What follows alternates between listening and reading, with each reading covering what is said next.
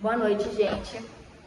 Hoje nós estamos aqui em mais um episódio do Pod Night, entendeu? Hoje nós iremos abordar o assunto do esporte e a sociedade, né?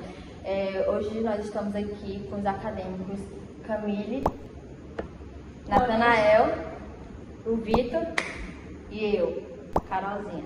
Então vamos lá. A gente já vai começar logo de cara abordando uma questão para vocês. De que maneira vocês acham que o esporte pode influenciar nas dinâmicas sociais de uma comunidade? Bom, às vezes, né, a gente sabe que a criança ou adolescente ele está inserido numa realidade social e econômica também, de muita vulnerabilidade, né? Às vezes dependendo muito de onde a criança ou adolescente mora. E a gente sabe que é muito mais presente, por exemplo, o acesso a drogas, a prostituição, a violência como um todo, né? E aí a gente sabe que ter, por exemplo, esportes na comunidade e até mesmo esse acesso, né, nas escolas é muito importante, porque o esporte ele tem uma base também ética, né, e ajuda também com a moral das crianças e adolescentes, e isso, criação de valores, e os próprios professores conseguem passar isso para os alunos, né? Então quando eles começam a ter algum acesso ao esporte que gostam e que tem um professor qualificado ali para estar presente, né, junto com eles, eles conseguem tirar bom proveito e benefícios, né, do esporte. Nessa mesma linha de raciocínio, a gente vai falar um pouco sobre a inclusão, né? Quais são os desafios relacionados à inclusão social no ambiente esportivo, né, no âmbito esportivo. Assim como a Adriele falou um pouco anteriormente sobre a relação das crianças com a marginalização, o bairro, a periferia, vem à tona aquele caso do jogador John Kennedy do Fluminense que caiu nesse esquema de envolvimento com drogas, e era um jovem promissor do Fluminense que teve ali, acho que 2 anos da sua carreira perdidos por causa desse envolvimento, mas após a ajuda de seus profissionais, professores, aqueles que davam apoio, ele conseguiu superar essa situação e acabou dando a volta por cima. Hoje ele é um dos destaques do Fluminense e vem muito essa questão da ajuda dos familiares, dos professores, como a Camille citou, a ajuda de como o professor agiu nessa situação, como ele se deu o trabalho de se preocupar com aquele aluno. Não é aquele aluno ali é um caso perdido, que ele mora em tal canto, não dá para resgatar ele. O professor tem que pensar que sempre vai conseguir resgatar o seu aluno da melhor maneira possível. Verdade. Camille, você quer falar alguma coisa sobre isso? Qualquer pergunta mesmo. A pergunta era sobre a inclusão social no ambiente esportivo.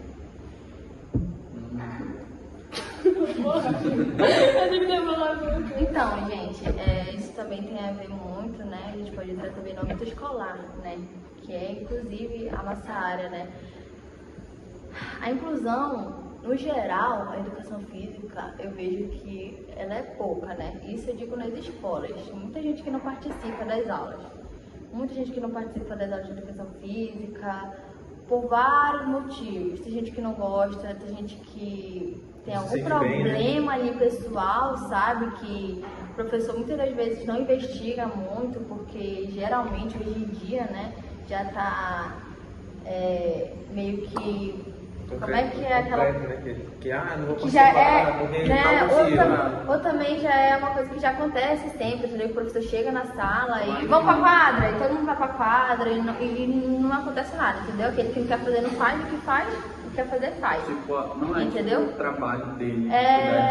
Ele não faz meio que... Eu acho que deveria perguntar, sabe? Porque eu acho que é papel do professor saber o porquê que o aluno não está participando, entendeu? Da aula dele. Sim. Eu ficaria ofendida se o aluno não quisesse participar. Eu ficaria tipo, por que ele não quer participar? Já presenciei entendeu? professores que chegaram Eu também. e falam, por que você não quer participar? Eu também.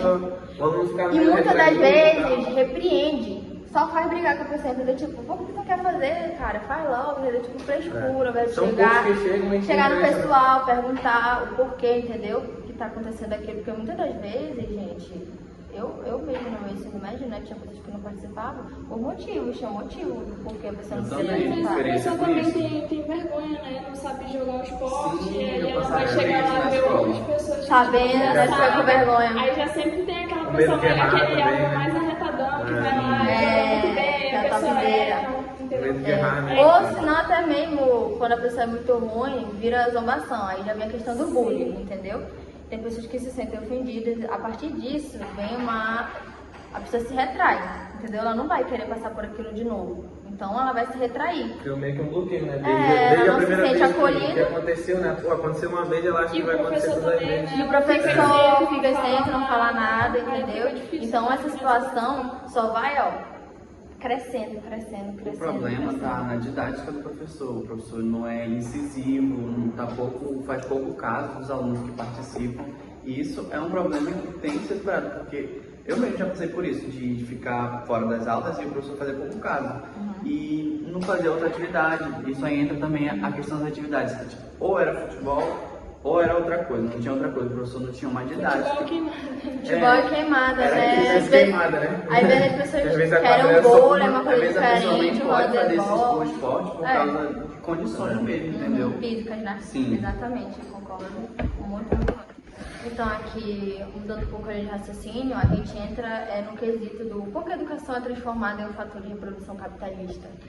Então, quando a gente fala sobre capitalismo, né, a gente fala de todo um complexo histórico, econômico, político e social, né, do Brasil.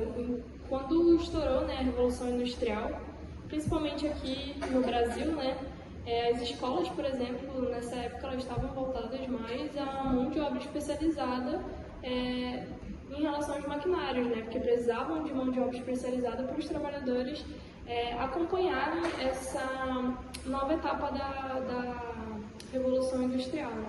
E nas escolas elas eram mais voltadas para isso, né? Não tanto para os esportes. Uhum. E nessa linha de raciocínio, eu quero perguntar para vocês como que a escola pode se tornar uma experiência significativa e desejável para os jovens?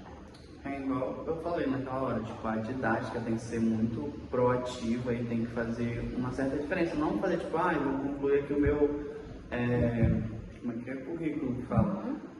Tem que fazer uma diferença na vida do aluno, tanto em sentido como como é que é, meu Deus? Trazer respeito, respeitar as pessoas. Porque eu acho que a educação física nas escolas, hoje em dia, ela tá tudo a mesma coisa, sabe? É a mesma coisa desde É a sempre. mesmice. Desde que a gente sente por gente, é a mesma Empurrando coisa. pra barriga. Desde o quinto ano ao terceiro ano de ensino médio, é a mesma coisa. Não tem nada diferente que chame a atenção do aluno, entendeu? Que cative. Sendo que a educação física, ela é uma área muito vasta, gente. Existem várias coisas para se fazer, sabe? Dentro de uma sala ou em uma quadra.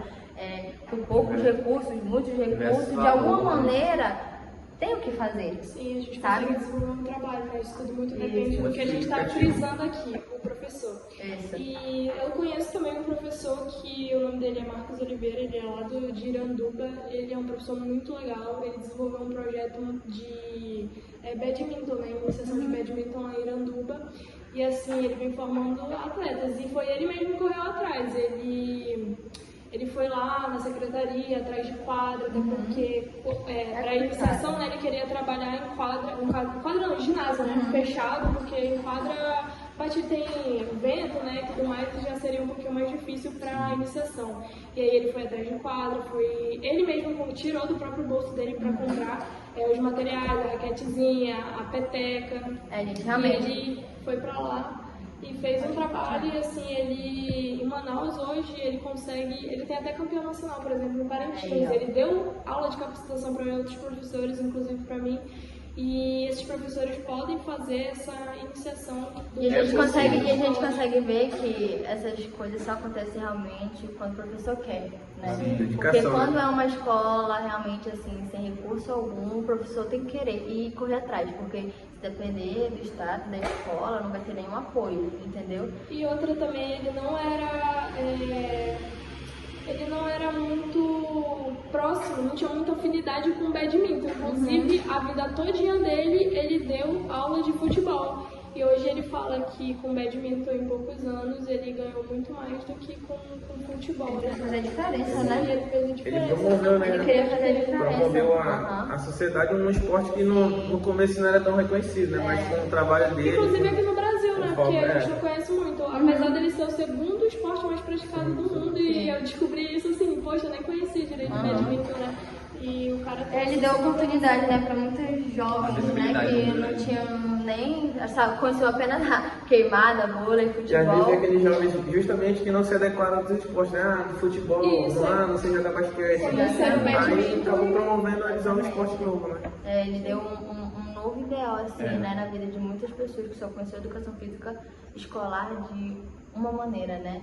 E uma inclusão também, né? Porque a gente sabe que a diferença entre uma escola particular e uma escola de periferia é drástica, né? Enquanto as escolas particulares oferecem lutas livres, aulas de dança, futebol, basquete, né? Muitas modalidades. As escolas normais de periferia, coitado, meu Deus, não tem nada, tem mal a bola do futebol e da queimada, se tiver ainda. Inclusive isso reflete na pergunta que tu fez, né, sobre o capitalismo, que a gente já vê a diferença, né, das escolas de elite e das escolas da maior parte da população, né, da diferença de oportunidades, né, que se tem dentro da escola. Um jovem para se destacar com pouca renda, né, é uma coisa assim difícil, né? Por isso que tem que ser muito mesmo, como é aquela palavra? Eu esqueci. Não, ele tem que mesmo se sentir gratificado por isso, porque é uma coisa assim, muito difícil, sabe? Tu sair daquela realidade ali, mudar tua vida através do esporte, sabe? E tudo isso, com certeza, a gente começa lá quando você é criança, entendeu? Um amor por um esporte, é um incentivo, entendeu? Professor, né? Exatamente. Agora a gente vai entrar no âmbito da tecnologia, né? E a gente vai falar um pouco sobre a maneira que a tecnologia, né, está moldando a interação entre o esporte e a sociedade nos dias de hoje. Eu acho que a tecnologia hoje em dia, né, vou puxar um pouquinho para o lado de disseminação dos esportes. Às vezes, quem tem acesso, né, no caso o celular, tem acesso ao Facebook, Instagram, YouTube. Então, quando explode alguma notícia, por exemplo, nos Jogos Olímpicos estourou a Raíssa Leal, né, aquela skatista. Muita gente nem ligava, eu acho que pro skate, né? Quando a gente fala de Jogos Olímpicos assim, a gente pensa em outras modalidades mais principais, né? Que são o vôlei, geralmente a natação, a corrida, ou até mesmo a ginástica, que nessa época de Olimpíadas, né? Ela fica bem famosinha.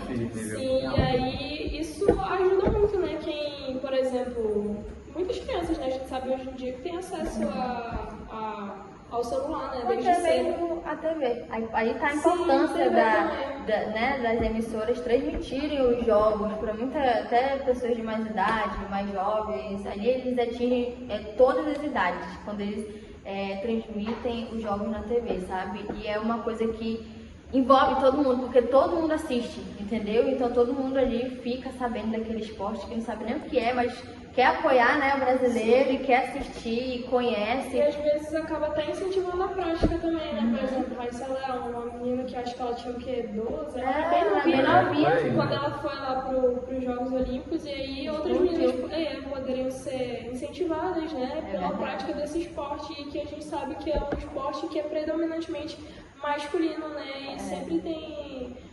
quando você vai praticar um esporte assim, sempre tem aquelas piadinhas. Fora que é pouco conhecido, né? Ninguém nem falava muito de skate. Hoje em dia ele já tá mais assim, inclusivo, né? E conhecido pelas pessoas. Porque antes era só skate, né? Às vezes as pessoas não sabiam o que era esporte olímpico, né? Depois. Ou até mesmo sabiam que o skate era uma modalidade, né? Mas até por não ser um esporte, eu acho que tão popular aqui no Brasil, no sentido de... Eu nunca vi passar, por exemplo, uma competição de skate no canal aberto, assim. Eu já vi de futebol, já vi de vôlei, mas assim, é difícil. Futebol e vôlei são os mais predominantes, né? Sim. É o que mais E tipo, aparece. levando para o lado assim de praticar esportes, a tecnologia ajuda bastante em relação às redes sociais, YouTube, TikTok, as várias redes sociais que estão por aí. Dá para fazer pensar em vários pontos positivos, por exemplo, um influenciador que é personal trainer, ensina várias, Sim. como é que diz? Várias exercícios, sabe? A prática de exercício. E traz a informação, né? As pessoas Sim. que são leigas e não têm condições de pagar ali um personal. Então, existe muita informação. Não precisa nem sair de casa, numa academia. Ou seja, a tecnologia não é uma linha tênue entre Não que não tem aqui, mas uma tem coisa que- boa e uma coisa não boa, porque acho que a tecnologia só atrapalha mesmo ali no momento da aula, porque fora disso, ela traz o reconhecimento dos esportes, ela traz informação, né? Ela traz ali o avanço também de muitas coisas, então eu acho bacana essa interação E aí. também a questão sedentarismo. É um ponto negativo. Realmente. Que Mas as pessoas esquecem, né, um pouco assim da vida, a gente fica no celular, todos nós, né? Eu mesmo. Eu TikTok lá. Eu mesmo, ultimamente, tenho estado muito sedentária. É uma coisa assim que eu não gosto, mas tipo, eu não sei. É difícil. A gente tá aqui, a gente já tá aqui, a gente continua, sabe? Então tem que ter uma força de vontade ali maior realmente pra tudo sair disso. Que é realmente um negócio que tem Da crescido assim bastante, procrastinação né? também, né? Porque Nossa, isso... muito. Então, gente, pra gente finalizar essa nossa conversa muito bacana, a gente aqui, os matagais, né? Os ônibus. Alguns equipamentos, umas coisas assim, tá tudo certo. Eu quero perguntar de vocês, o que vocês esperam do futuro da educação física, tanto no âmbito escolar quanto fora?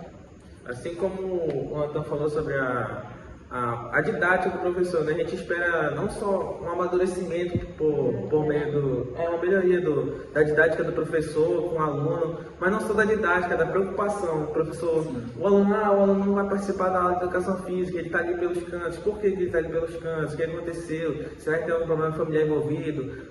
Não só para descobrir o que se passa com o aluno, mas também acaba ressurgindo um talento novo, às vezes não com aquele esporte que está sendo praticado na hora, como a Camille também falou sobre o professor que iniciou o projeto de badminton. É um esporte que às vezes nem era tão reconhecido assim, foi passando a ser conhecido porque alguém teve a iniciativa. E o que a gente espera da educação física, o que eu espero é essa iniciativa dos professores, de chegar e puxar os alunos e não obrigar, porque a educação física tem que ser uma prática saudável, que traz respeito, que traz... né? Uma prática que a pessoa sinta assim a vontade, hoje tem educação física, não é aquele negócio que, poxa, hoje a gente tem que ir para a quadra, o professor vai... Não, tem que ser uma prática esportiva que a criança sinta orgulho, assim, falar... que o professor sinta vontade também de ajudar, e é isso que eu espero que aconteça no futuro da educação física. Incrementando mais a fala do Vitor, realmente é isso que a gente espera, né? Uma evolução, porque nós já fomos alunos recentemente, né?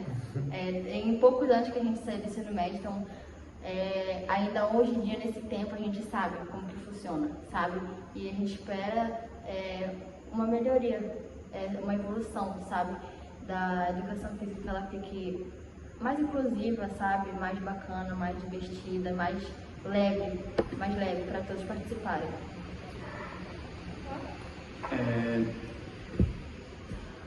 Como é que é a pergunta mesmo? O que você espera para o futuro da educação física? Seguindo a mesma linha de raciocínio do Vitor, eu tô fazendo uma pesquisa científica e o objetivo geral é entender e analisar a formação do professor de educação física com foco na sua didática, visando melhorar a mediação do conhecimento em aulas práticas, colaborando para o desenvolvimento de aulas práticas pedagógicas mais produtivas e inclusivas no contexto escolar.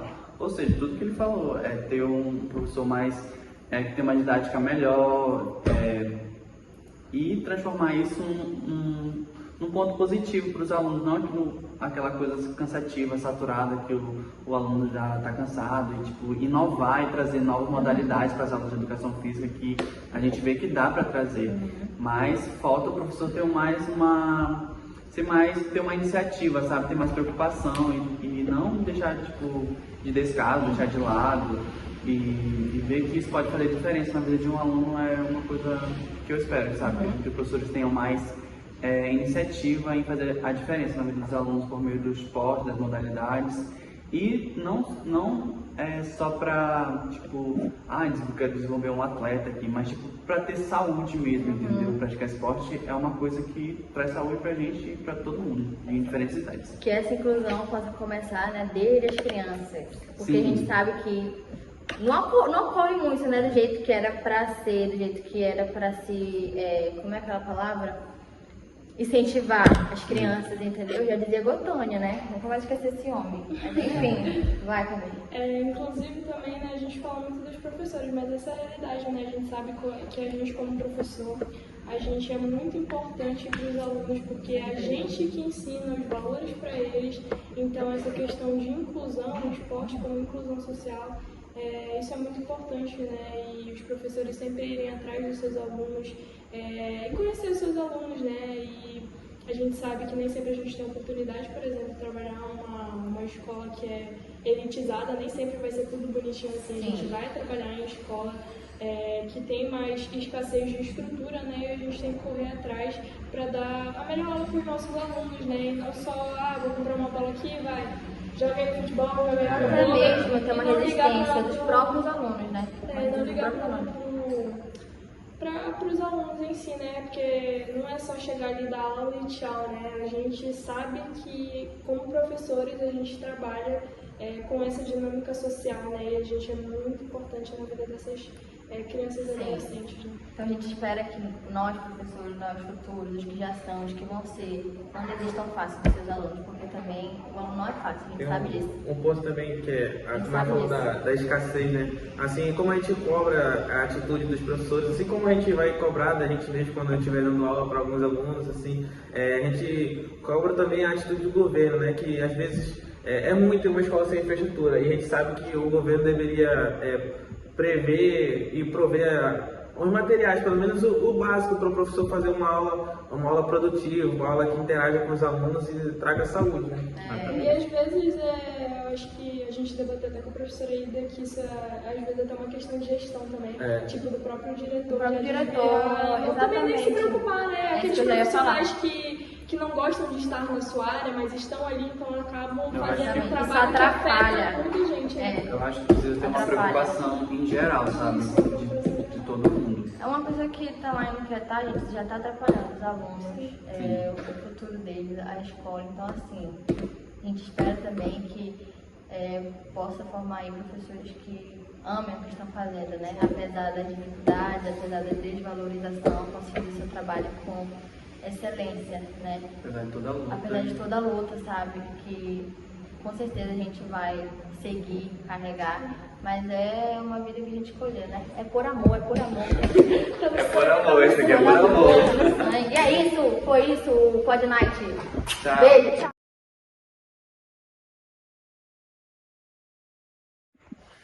E é isso o Pod Night de hoje, gente. E é isso, vamos levantar. Aí vou tirar o sorvete.